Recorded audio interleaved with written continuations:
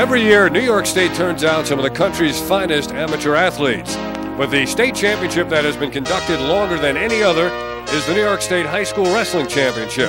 And with the exception of 1973, the road to the state championship has always led to Syracuse. And tonight, we're in the Onondaga County War Memorial as Cable 13 Sports and Syracuse Cable Systems presents the 1984 New York State High School Wrestling Championships. Hello again, everybody. I'm Dave Cohen, working once again with Dale Drypulcher. And Dale, this is our fourth year now for the state championships here at the Onondaga County War Memorial. As we began this competition yesterday, there were 4 athletes who had a chance to repeat as New York State champions, but only 2 of them will be in the finals tonight. That happens quite a bit. When we get down to specifics, we'll look at those state champions. But when the competition gets this tough, Dave, there's a lot of people that get upset. There's people who are most outstanding wrestlers in their sections. They got beat in the preliminary. So it happens all the time, and that's one great thing about amateur wrestling. The host section is Section 3, but they only have 3 wrestlers here in the finals. There really is no home court advantage, despite the fact that this championship has been here now virtually every year since 1970.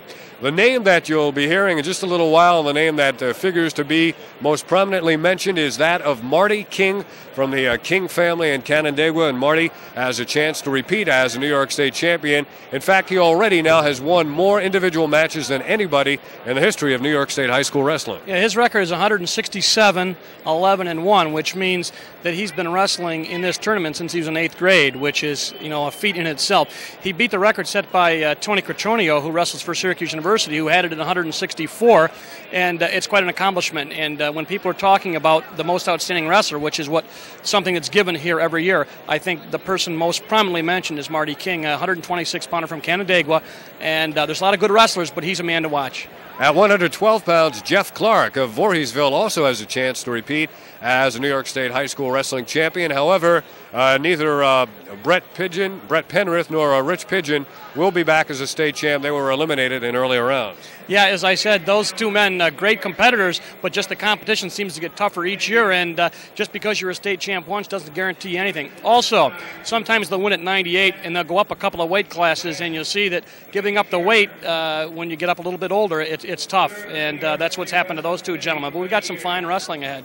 And Dale, besides the individual championships, there is also a team championship, a sectional championship involved, and right now it looks like the competition will come down to Section 11 and Section 5. Section 5 has qualified 8 wrestlers in the finals, and Section 11 has 7, and they are the defending champs. That's right. It's kind of interesting, too. Section 6 right now, before they go in, has got a great number of points, but they don't only have but 1 wrestler in the finals. So we got some interesting matchups between 11 and 5. They go head-to-head in 4 different weight classes, so they should be able to determine their own future.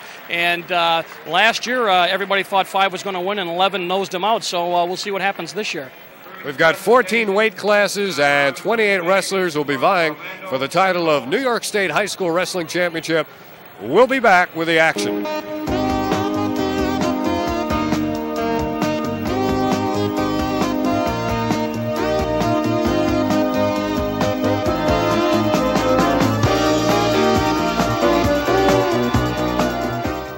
America's energy is mind power. Much of our country's future promise is with our colleges and universities. Syracuse student-athlete Tim Green. There's a lot of diversity, and I think that's one of the great things about being a student-athlete is that, you spend all day in the classroom and, you're working hard mentally, and then you'll go to a meeting and you're working hard mentally in a football aspect. Then you get out on the field. It's also hard work. But you work your body hard and you've worked your mind hard, and you just go to bed at night and you feel really good about yourself. You've got mathematic exercises, and you've got weightlifting. You've got running, and you've got reading assigned literature.